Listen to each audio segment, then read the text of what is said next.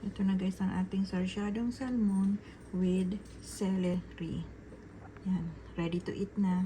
Thank you guys for watching. Maggisa ng bawang, sibuyas, kamatis. Lagyan ng pepper.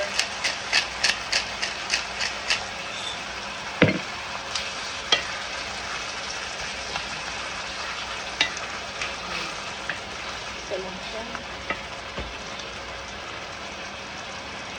Lagyan ng soy sauce.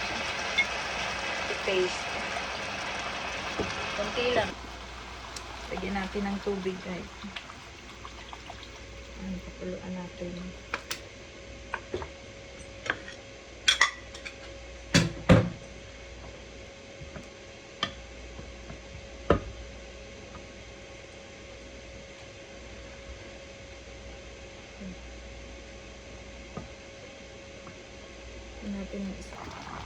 Ilagay natin ang itlog na binit.